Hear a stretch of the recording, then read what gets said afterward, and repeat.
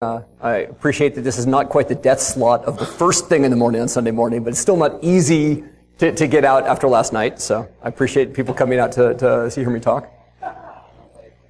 Or if you're just really excited about disaster recovery, which is kind of awesome also. The late fist punch was really the best part.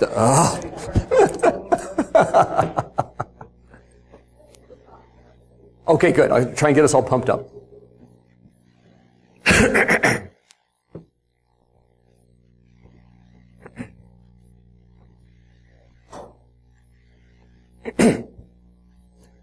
Okay, well, like I said, thank you for coming out. My name is Colin Campbell. I've been doing disaster recovery work. I kind of lucked into the fun of running my company's disaster recovery program about 10 years ago when my boss said, hey, you're pretty good at solving unwinnable battles. Fix this. So, my company works out of a very nice skyscraper that was built 50 years ago, and has a lot of infrastructure problems, and we had to build an alternate data center and an alternate office because we were worried that we'd lose access to the facility at an inconvenient time. And lo and behold, about a week after we finished our first good, approved, fully tested plan, we lost power to the building for a full day. And everybody moved up there, and I got to look like a superstar because, like, hey, look, it all works, and you can actually get to all the resources that we needed to. And that got me thinking about how badly prepared we would have been if we hadn't actually gone through all the steps that we did. So,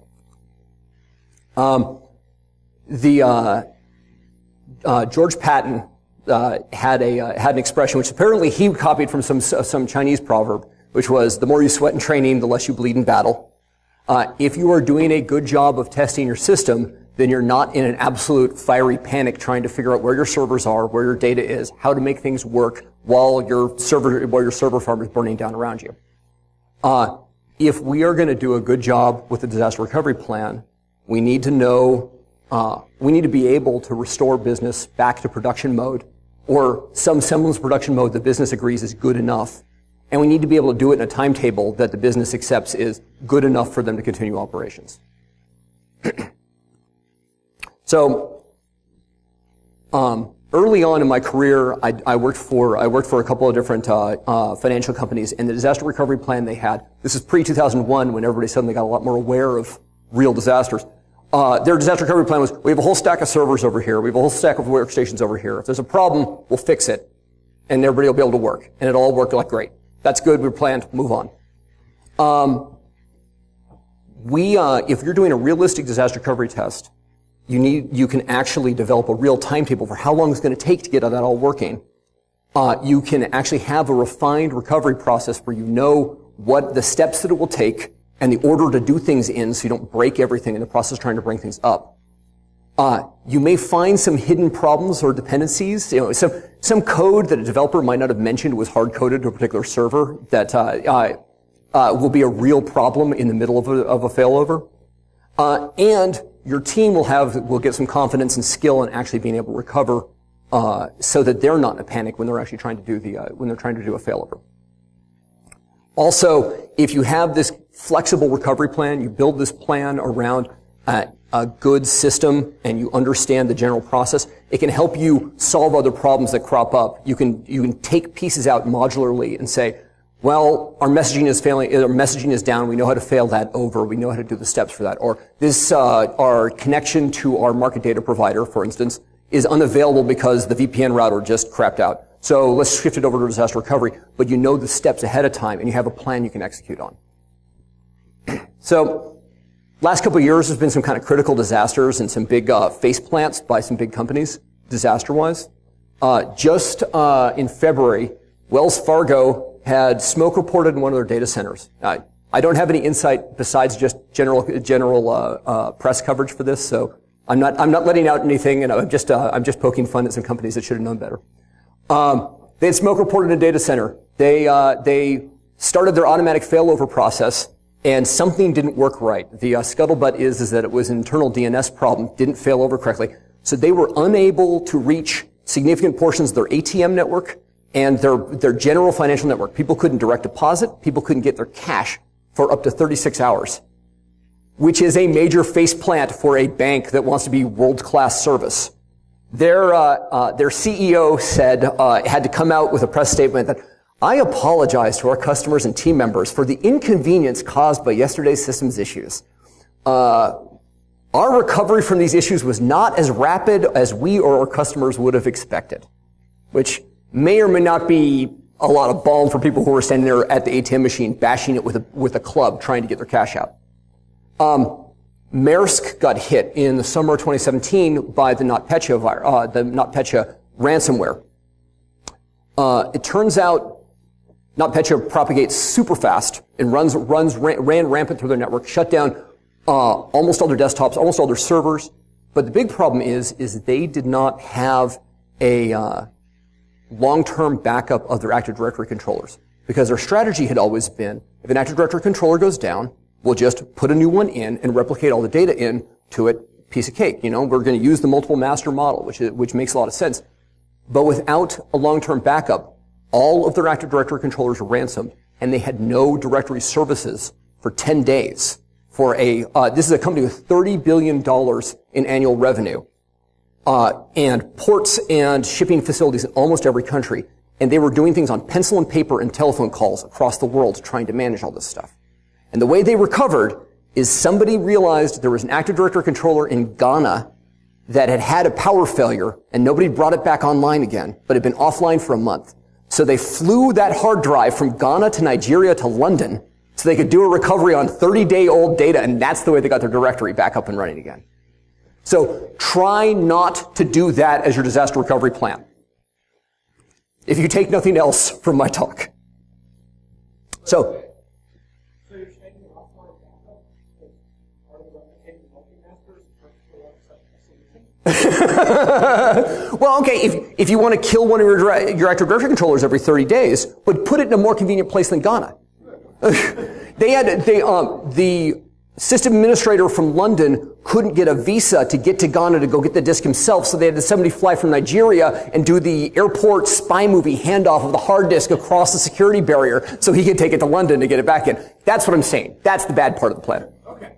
The offline backup, that's the good. Offline backup, good. Maybe formalize the process. So a realistic test is not just reviewing your processes, making sure you have a process, making sure you know what needs to be brought up. Knowing what you need to bring up and knowing what the processes are is like the vital foundation of a plan. But you need to actually test by breaking your environment and making sure you can fix it. If you rely on the fact that you have documented procedures, but you don't actually test to make sure that they all work, you're going to be surprised at the exact wrong time. And you're going to be stuck in a situation where you can't bring up critical services because you have a missing component. And you're going to be really wishing that you could get 5 more minutes with those servers to just pull a couple of things off. So what you need to do is you need to figure out a likely failure model, the way your organization or your business or your main data facility is most likely to fail, and a way you can simulate that without breaking everything permanently. And then you assemble your procedure, you assemble your large plan, and you make a full plan that you can execute and test from soup to nuts. So we do a lot of threat modeling in security. We talk a lot about vulnerabilities and where systems are vulnerable or able to be brought down when we're talking about viruses or hacking. But larger scale, you can threat model for your entire server environment too. Is your data center in a 50-year-old skyscraper that occasionally loses power or has cooling failures on a semi-regular basis, for instance? Do you have shoddy network providers who keep getting their networks cut by a backhoe? Are you in a Gulf Coast city that floods with hurricanes on a semi-regular basis? Are all your servers in the basement? Figure out what most likely when we're talking about a failure, we're talking about either key critical servers going down or your entire data center being unavailable for some significant period of time. And most of those are going to have commonalities, common choke points that you can base your plan on. If we have a fire and it knocks out the network controls for our building, That looks just the same as if we have a power outage that kills all our servers, which looks just the same as if we have a tornado that lifts our office off the 60th floor of the building and carries it someplace else. In all those cases, we don't have access to our servers. So, you've got this model, generally speaking, we're talking about losing a facility. You need to be able to break it. You need to be able to come back from breaking it without having actually broken anything. But you need to have things unavailable for the period of time. So what we found the easiest thing to do is cut all your network connections. So we spent a lot of money in our data center putting in a UPS that would support not only our servers but all our desktops for about 2 hours. This massive, 8 refrigerators of battery power, which was a great plan, except for the fact that when the first time we had a full power outage in the building, all of the network controls in the basement that were owned by the building were not on UPS, so they were all down. So it's great. All of our stuff worked. We couldn't get any data off of it no matter what. So we spent a couple $1 million on a UPS that protected some hard disks. We didn't have a lot of hard disk failures that day. So we talked about, you're going to have a data center fail. You talked about probably use network connections to break that. But you also need to get a list of everything that the business expects needs to be up. Everything that you expect needs to be up to support your environment. Your infrastructure, your storage, your any connections to network vendors, any critical applications or services, things your people use on a regular basis, and things the business would need to actually make the business work. And you need to compile this full list. Where are they available? Do you have stuff stored off-site? Do you have an alternate data center that you're replicating your servers out to? Do you have network connections or cloud connections for applications? And can they be accessed from any IP besides the IP for your main data center? If you have stuff restricted by IP address, can you shift it to a different data center quickly if your main data center isn't available? And finally, you need to figure out how quickly does the business expect you to have things online? If the business if IT management a decade ago told them, yeah, sure, 2 hours and we'll have everything up again. Can you meet 2 hours? Can you meet 6 hours? You need to, we're going to establish through testing what that timetable actually is, but you should know what the business expects so you can tell them how much you're going to fail by. So you've started identifying all these different pieces of your environment. You started identifying your different components. You need to identify who owns each one and hand them responsibility. So your head of networking operations or your chief network engineer or the guy with the CCNA is the guy responsible for networking changes. And your storage guy is responsible for figuring out how storage is going to work in your disaster recovery. Your application people, whether it's your desktop support team or it's the developers who built your applications or it's the key server maintainers for that, need to know what's needed. And you need to get them responsible for documenting and testing the process of how to bring that up in your alternate failed over situation. If you're the person running the test, you need to figure out what the critical path is. What needs to start now?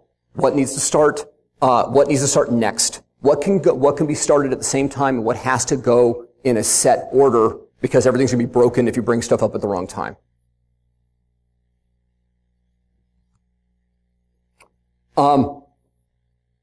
If you're going to do a real thorough test of your environment, you really need to get the higher-ups involved. It's not just because you're going to be breaking things and there may be downtime. Because there's definitely going to be downtime if you're doing this right, at least in off hours, planned downtime. Hopefully not during business hours, accidental downtime. But you're also going to need resources in terms of the time and the budget to actually get the work done. You're going to need to be able to pull people off of other projects to build the plan and you get permission so you're not just making people do all this work, extracurricular. Your business people may actually know about compliance pieces that you have to fulfill for disaster recovery, or they may need to know about what the plan's going to fulfill so that they can file that as part of their compliance filing. I work for a financial company.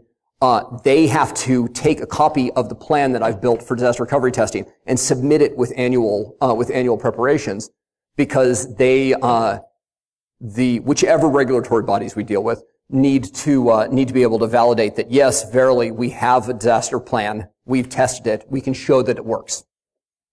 But also, having the C-level people involved in this planning means that you can get them to tell the rest of the business that they have to play along. Because at the end of this whole process, you're going to get the entire business into the test, no matter how much they don't want to. There's a lot of problems in communication to worry about.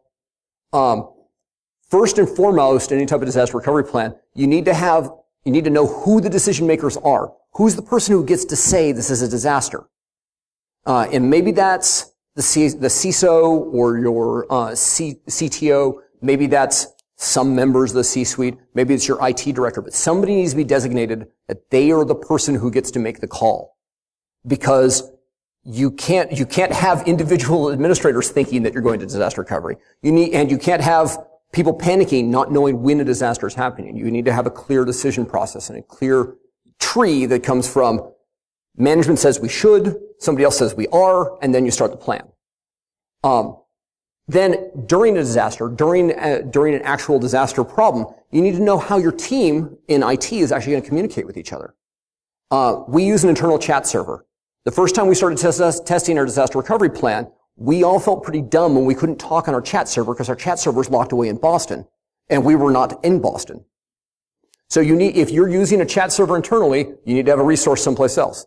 If you're using Slack or another cloud app, do you have access to it from any place, or do you only have access to it from your internal network? Is it locked out? How are you going to make things available?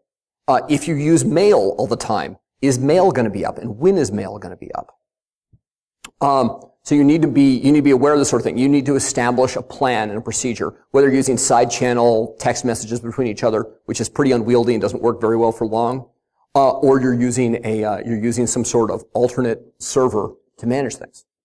And then, if you have, vendors, I mentioned cloud apps over and over again, but we have market data vendors, some of whom have private VPNs with dedicated hardware in our main facility. Well, that's not going to be available if the main facility is not available. So you need to make plans around how you're going to talk to them in a disaster. Some folks may be able to do alternate connections over the internet with a different authentication method some of the time. Some of them may need to set up a whole separate communication plan with a separate VPN to your alternate location. So you've already distributed out the test. You've told all these different process owners. Your messaging exchange person, you've got messaging. And your network person, you've got all the networking piece.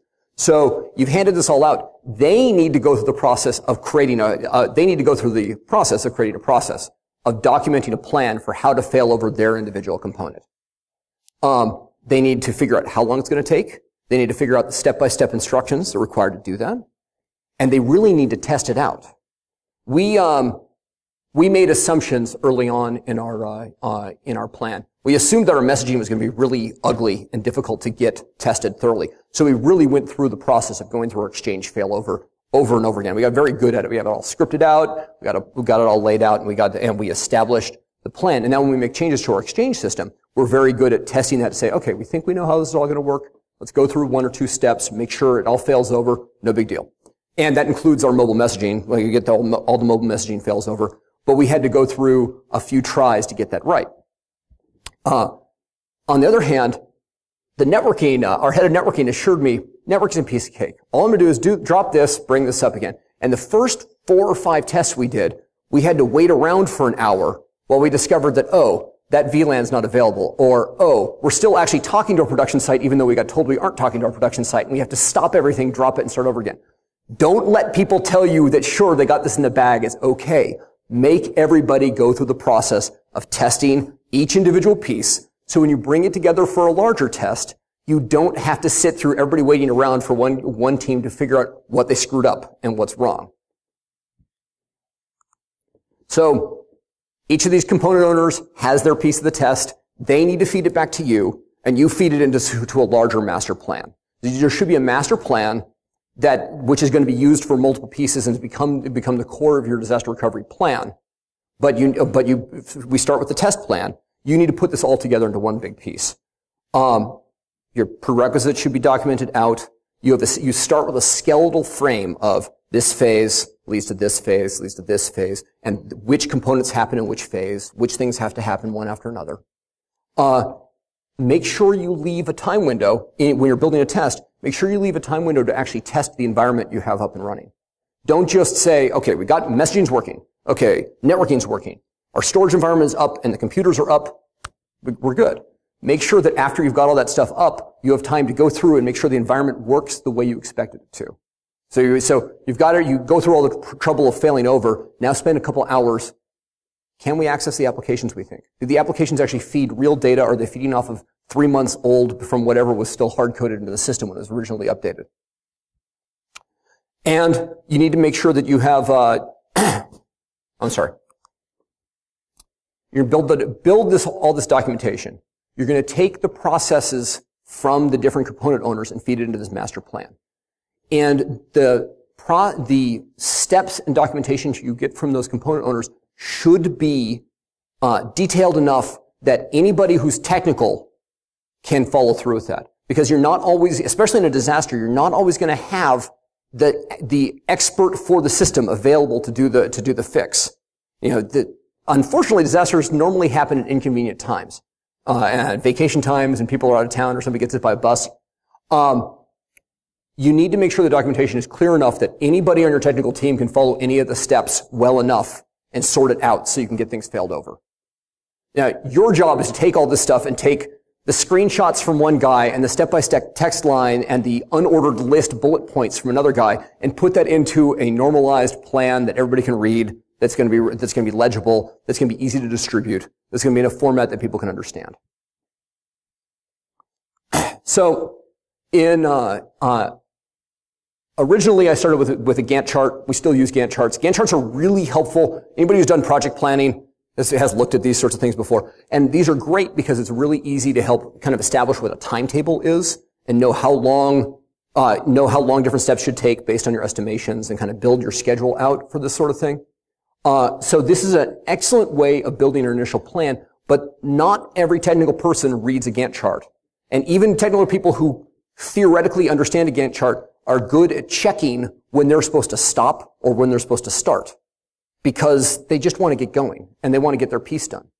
And it may not be really obvious that people have to wait until that line goes if they're not paying attention. So instead, we started using a swim lane chart, especially for introductory tests when we were getting people on board with the way the plan was going to work. A swim lane chart, you have the phases here as vertical columns, and you have individual teams here as horizontal rows, and the tasks happen. So these networking steps have to happen before we can move on to anything else. So that's really clear, and it's really obvious to all your technical people. You can't do anything until we're done with this phase. Okay, good. We're into the environment preparation phase. So database team can work. Storage team can work. Active Directory team can get started on other things. Good. Now we're on to the convert phase. Now these pieces are happening, but the networking team's not doing anything else. It's hard to do planning in terms of schedule. It's hard to get details into this chart, but it's really easy to make it clear what the workflow is. So you may have to, as you're documenting this process out, come up with different ways to show what the tasks look like for different people and for different groups. And this is just more of a blow up of what the swim lane chart looks like. And we have our applications team has multiple groups, so they have one group executing this way and one group executing this way, and so on. So you pull this all together. You've accumulated this giant master test plan. My test plans nowadays look like 2 pages of a Gantt chart and then 8 to 12 pages of documented notes on all the steps. And I print them all out on legal paper, and I kill a small forest each time. This comprehensive test is the first chance to put everybody together and run your entire IT team through the exercise of breaking the environment and recovering. Obviously, it needs to be off hours at a time when nobody else is trying to do any major changes in your environment. Like, oh, we're just going to do a storage upgrade at the same time. You guys don't mind that sort of thing, right? We like to do the tests on Saturdays because that means if we really screw something up, we have Sunday to get it back. We haven't had to do that too often, but we had to do that once or twice, which just taught us don't do that. We always plan extra time in the schedule to fix all the problems that happen. So when I look at my schedule, it looks like our failover is going to take about 2.5 hours, and then we're going to have 2 hours of testing, and I always buffer in an extra couple hours on that time to make sure that, especially early on in the process, The documented process that somebody gave that said it was only going to take 25 minutes, well, this time it took 45 minutes. Well, next time it took only 35 minutes. But if you have the extra buffer time, you're not running over and you're not, you have the proper expectation about how long these things should take. You should have the desktop support team involved in the test. Even if they aren't the people who actually support the applications, they're not the people who are actually bringing up applications and confirming that they work. The desktop support team are going to be able to tell you if the environment you've brought up would be acceptable to users. They're going to be able to tell you if the applications are working the way the users expect them to. And it will prepare the desktop group so that when you do a test with the company, that they can help the users get through, navigate whatever new system, whatever new login process they have, the infamiliarities of the failover environment. You should have planning meetings, several planning meetings probably, but you need to definitely have a meeting just before the test where you go over your schedule, you go over the plan, you make sure there are no questions from anybody else in IT before you do the test, and then you need to have a post-mortem after the test where you disassemble everything that happened and you talk about what did and didn't work. And you should have a bingo time, which is the time you absolutely have to start going back to recovery, regardless of whether you've successfully failed over or you haven't successfully failed over. The time that you stop before people are too tired and too hangry to actually successfully do any work, and before you're actually going to have problems in your production environment because it's been disconnected for too long. So you need to have a realistic time to stop. And it's like, well, we have gotten to certain tests where it's 6 p.m. It's like, no, we really have to go back to production now. It's like we've been here since 8 and we're all going to murder each other soon. Everybody on the team should have a copy of the plan. They should have a hard copy of the plan, in my opinion, so they can make their notes all over it, so they can write on it, so they're not relying on a web server that may not be up at a particular time or a SharePoint server that may not be available yet. Everybody should have their own tome to write on. You start the test, you break your environment, you drop the network so that nobody can, so that you can't access your production environment. And then you start your procedure for going back. And you shouldn't use any production resources at all for the process of the test. You should completely work off of your failed over disaster recovery site. And if something is completely failed, something won't recover because you don't have access to the production site. You give access to production site just long enough to bring that up, and you make a big note about, we have to fix this. If you are the person who's running the test, whoever the person is who's officially the administrator of the test shouldn't have other jobs to do during the test. Shouldn't be trying to do other things. They should be making sure people are following the schedule and following along, but they should also be focused on taking notes. What worked, what didn't work, what extra corrective activities had to happen to make sure things worked correctly. In my company, we use a chat server, and we use an alternate chat server during our disaster recovery test that has and what we do is we open 2 separate conference rooms at the start of each test. And one is just for doing light items on the plan. So we can say, step number 5 started, step number 5 completed. Step number 8 started, step number 8 completed. So we get timestamps for everything that gets done during the test. So we can go back and review what happened and what worked and what didn't work and what was a big delay during the test. And then in the other one is our discussion one where, hey, I'm having problems with this server or things aren't, nothing's coming up on this one and I don't understand why DNS isn't working correctly yet. So we can look at that, but then you can match between the two. You can match between the 2 conference rooms and see what's happened and make a plan on what worked and what didn't work. And it gives you this kind of timestamped log of all that was good and bad during the test. And the reason we do 2 different ones rather than having everything munched together in one is because it's much harder to keep track of the different line items if it gets lost in a big, heavy discussion of everything that's going on. So we just kind of push the discussion off to a separate window where it doesn't mess with the plan, the actual plan layout, so people know when their piece is ready to start. You finish your test. Hopefully everybody's recovered. Hopefully everybody's had a Sunday to relax and sleep some. And then on Monday morning, you sit down and you have your postmortem about the test. What worked? What didn't work? What changes need to be made to the plan? What are there prerequisites that need to be added because something wouldn't work until we started some other piece? Or likewise, do we have a prerequisite or a dependency marked that wasn't needed? Could we actually start more things concurrently so we could get things going more in parallel? You can use your chat logs and notes to compile this full record. But you need to create the list. What has to be fixed? What should be fixed? What would be nice to fix at the end? What's a cosmetic piece versus what are things that are keeping the recovery plan broken until you fix them? And finally, did you meet the timetable that was expected? Did you successfully fail over?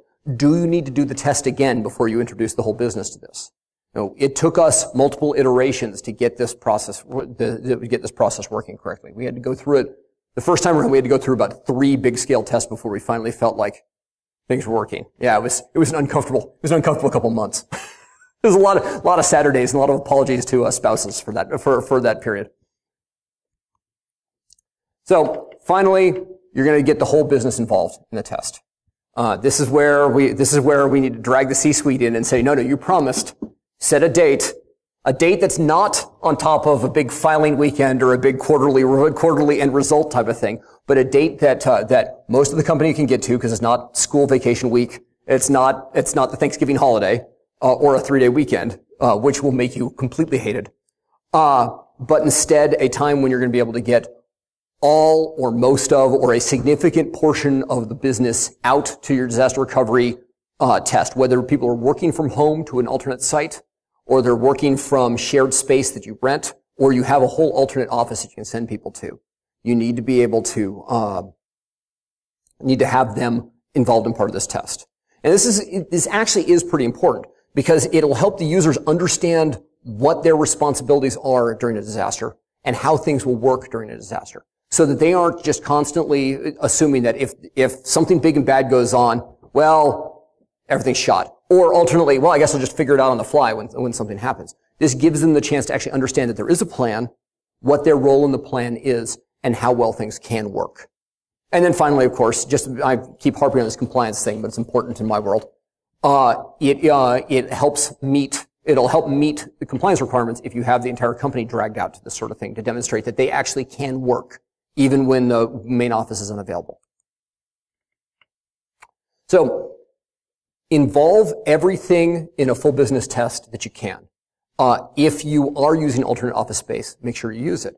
If you're going to use like a WeWork space or a RentX rental disaster recovery facility, pre-book it, give people the address, make sure they know what time they're expected to be there. If you have some sort of group messaging system that you would use to notify people that, by group page or a group phone call tree system, make sure you use that and send this is a test. This is a reminder that you need to be at this facility at this time.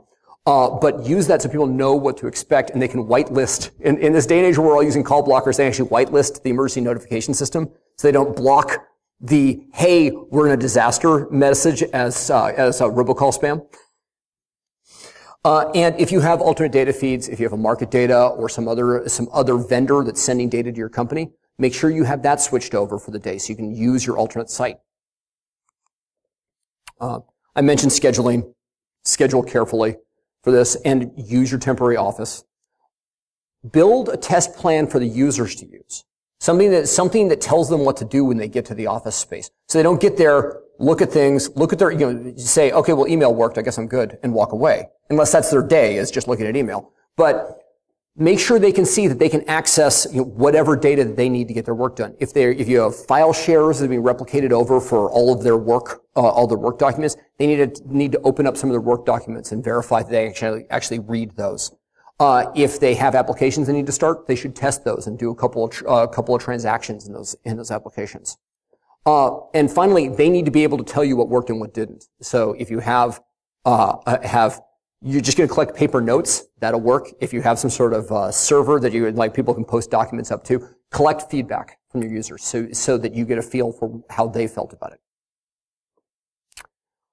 Schedule your failover so that you get done with the failover before your users are scheduled to arrive, which is not realistic in a real disaster, obviously. In a real disaster, people banging on your door from moment zero about how soon this thing's going to be up. But you don't want to make people sit through the failover process if you don't have to. You don't want to increase the pain on them. So we start our disaster recovery failovers when we have the full business an extra hour early to make sure we have plenty of time and extra breathing space to make sure everything's up and working so the users walk in Things are as we would expect them to be in a disaster recovery failover state. That also allows your IT team, not just your desktop support team, to help out with problems that arise during the test. So if a user comes back and says, hey, this application isn't working, your IT people can actually look and address, is this just a simple user error problem, or is this actually a structural issue, something we didn't address, some database isn't available, or some resource isn't available that was expected to be. Get your feedback. If you can solve problems while people are there, you look better and they have fewer complaints. And you have fewer things to fix post-test. If you can figure out what a problem was and solve it live with them, rather than having to record it and then look at how that problem is going to be solved in the future. Once again, big post-mortem. You're going to take all these documented problems and issues from users and do a breakdown on them. What are the must-change, what are the must-fix problems? What are the nice-to-fix problems? Are there any problems that users experience that are going to cause a full change up in your strategy? Are you going to have to add in extra things that were covered? Do you need to add in new data facilities, or a whole different vendor that you didn't even realize somebody's using because somebody has a shadow IT organization and it wasn't accessible during disaster? And, oh, I never documented this, but why can't I use it? Type of problem. Evaluate and classify. And then you hand this all right back out to the component owners. Congratulations, this wasn't working. It's your job to fix it and tell me how you fixed it. Gather all the documentation, and it's got to all feed back into the disaster recovery plan. Once you have a good test, once you've had a good test, you know things work well enough so the company's going to be operating at an acceptable level, that's the time to take this test plan and turn it into a full disaster recovery failover plan. So, once again, you're not trying to anticipate every disaster. You're just planning on massive failure of main data center, or massive failure of this cluster of servers and how we're going to operate without those cluster of servers. You take your disaster recovery plan, remove preparatory things you might have done at the start of your plan, things like warning vendors that you're going to be doing a test and things are going to be offline, but instead add in the decision points for your IT or corporate decision makers. They're going to say, it's time to execute a disaster. Here's how we're going to do this. Add in notification points for your users, so you notify them when they should be, at what location, what the status is, so they understand what their role is and when it's time for them to arrive. How are you going to store your plan? I kind of hit on the document server problem. It's having a live document on a Jira server, or a Confluence server, or a SharePoint server, something like that is great because it's easy to do plan maintenance and it's easy to see that everybody has the up-to-date version of it. But it really sucks if you can't get to the plan because that server is crashed and burned with the rest of your data center. So you need to make sure that's replicated to some other site, or you need to make sure that you have an alternate server that's at someplace else that's getting copies of everything, but you need to make sure that you're maintaining copies outside of your production area. We tried the hard copies thing and tried maintaining binders of the plans. But the problem is, first off, if you're maintaining hard copies, you have to get them to the alternate site, to your alternate office that you're working from. And if you're not there very regularly, that means somebody's got to schedule a trip out there every time you make adaptations to the plan. And if you are saving, God help us, hard-coded, if you have credentials written in your plan for how to execute different steps, maybe you don't want to leave those on paper in an office nobody's in very often where somebody can go through and rifle those plans and read through the credentials. I ask who will maintain and update the documentation, but we all know the answer is you.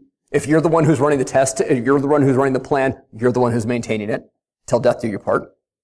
How often are you going to test? In my environment, we have to do a couple of IT-only tests a year before we're ready to do a full test for all the users. We had ambitions to do tests after every major upgrade, after every major change in applications, and it's just crazy. That's way too much time. Instead, we try to make notes of things that are going to be changed, but we try to keep it to one test a year for the entire business, because otherwise we'll never see our families, and we're not paid that well.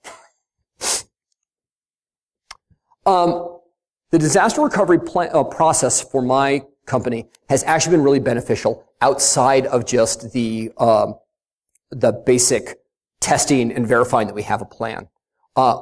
The fact that we keep breaking the environment and then we get to see how things are broken has actually helped our troubleshooting skills quite a bit. We know how to recognize when certain applications can't see DNS, or we figured out that a bunch of Java applications don't refresh their DNS server until they're restarted, regardless of the fact that we have dynamic DNS servers. They never look for a new server. So it helped us actually solve some problems, or at least recognize that these problems exist and will exist for the eternity of Java.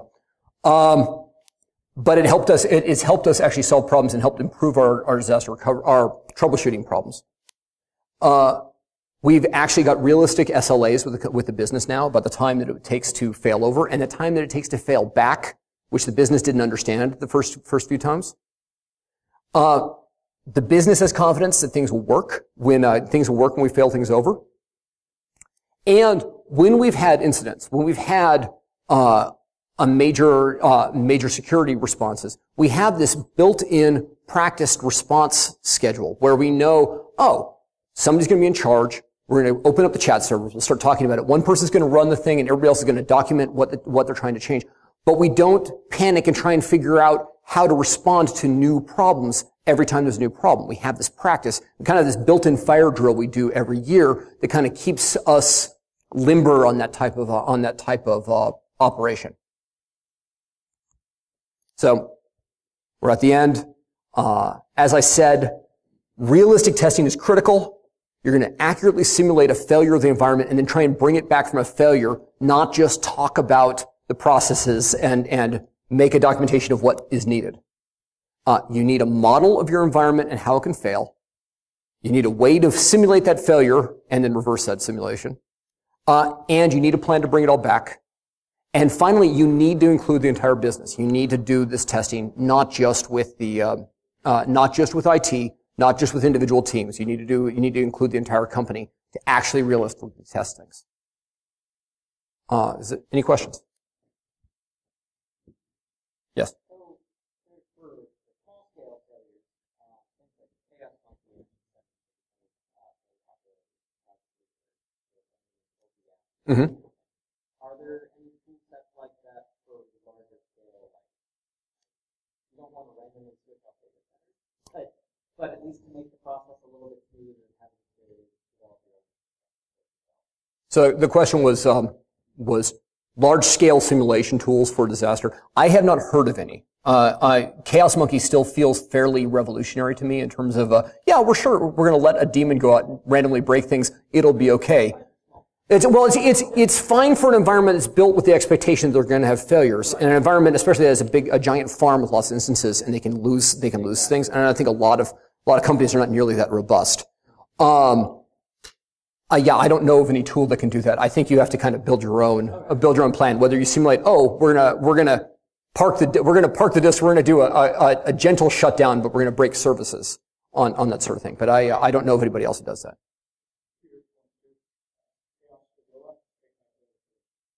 Oh, okay. Well, there you go. The big brother of Chaos Monkey. Any other questions? Well, thank you, everybody. If anybody's interested, my slides, the slides will be up on my website, probably later today or tomorrow, if anybody's interested. And otherwise, thank you all for coming out. Thank you for surviving the conference and still being conscious enough to come out and listen to me blather.